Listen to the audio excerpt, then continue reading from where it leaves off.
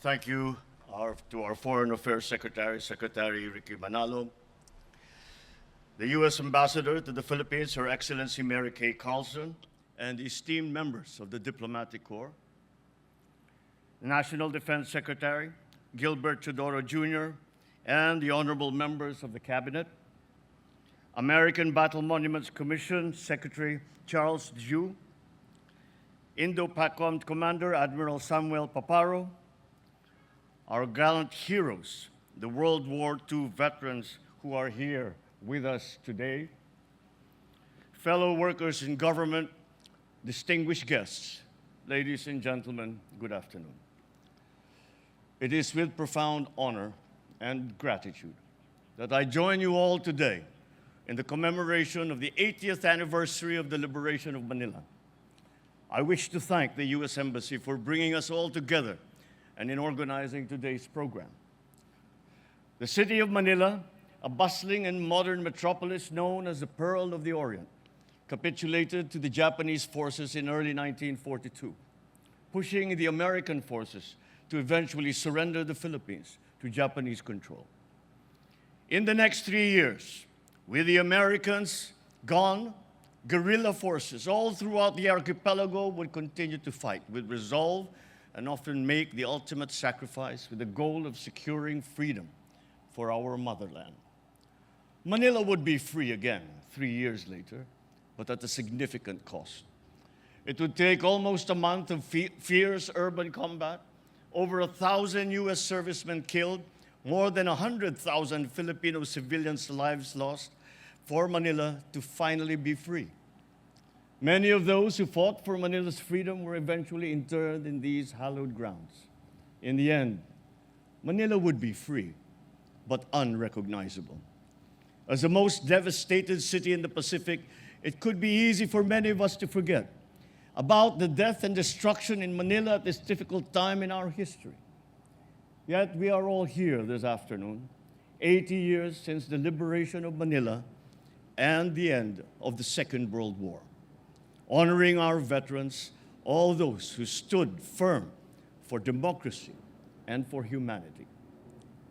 I would like to believe that even if we gather to commemorate the liberation of Manila year after year, as our predecessors before us, our deep respect has not faded, nor will it ever fade.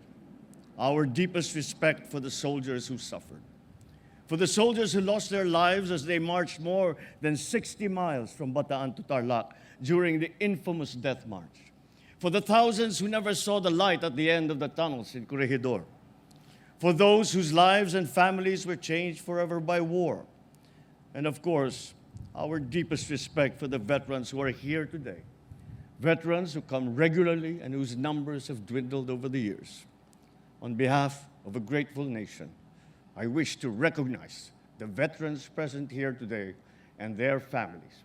We are privileged to not have to see what you had seen, to not have ingrained in our memories what you had to go through.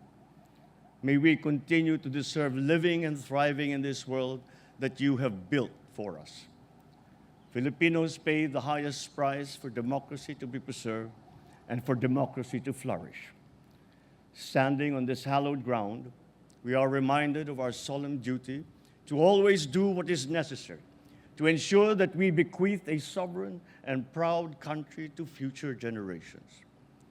The Philippines, deeply familiar with the atrocities brought about by war between and amongst nations, has always chosen the path of peace. And I can assure all of you that we will continue to do so. Through diplomacy, dialogue, and cooperation, we have successfully maintained a region that is peaceful, stable, and prosperous. We have and will continue to work with partners and the international community in building bridges, forging solutions, preserving our global commons. The Philippines will always make a stand and will always stand for what is right. In a world where the only thing that appears to be constant is change, we are thus gratified by our enduring alliance, our partnership and friendship with the United States, especially towards advancing our common agenda of peace and prosperity in the Indo-Pacific. In peace and in war, through natural disasters and pandemics, Philippine-U.S. relations are firmly anchored on the values and principles that we cherish: peace, democracy, fairness, social progress, and justice. Our two nations are committed to the preservation and enhancement of national security, the attainment of economic prosperity, and the promotion of the rights and well-being of our peoples. Whether we gather, as we do today, to remember the liberation of Manila some 80 years ago, or during joint military exercises, as our armed forces will in a few weeks' time, for Balikatan, there is no doubt that our relationship is robust, with our two countries continuing to work together to address common challenges. Let me end by noting that the Battle of Manila offers a lot of lessons and represents a great many opportunities. I am pleased to see many of the embassies joining us in this important event. I am sure that you will gain a better understanding of our country and our people in learning about our past. We are proud of our history and even prouder of the relationships and alliances that we have built over the many years, bound by our shared history and our common commitment to a region governed by rules, not by might, where the rights of countries, large or small, are respected. The Philippines recognizes challenges that lie ahead and is assured that we can continue to count on the help of friends, as we have done so over the last 80 years. It is truly an honor to stand with all of you today. Thank you for making the spirit of 1945 and the sacrifices of our forebears alive in our hearts today. As you later on leave these hallowed grounds, may I invite all of you to pause for a few moments of quiet remembrance for those who fought for our freedoms, for our democracy, our posterity. A few moments to remember, to honor, and to thank. May the light of their sacrifice, their nationalism, their love of country forever scatter the shadows of war, tyranny, and oppression. Thank you. Mabuhay po tayong lahat. Mabuhay ang Pilipinas.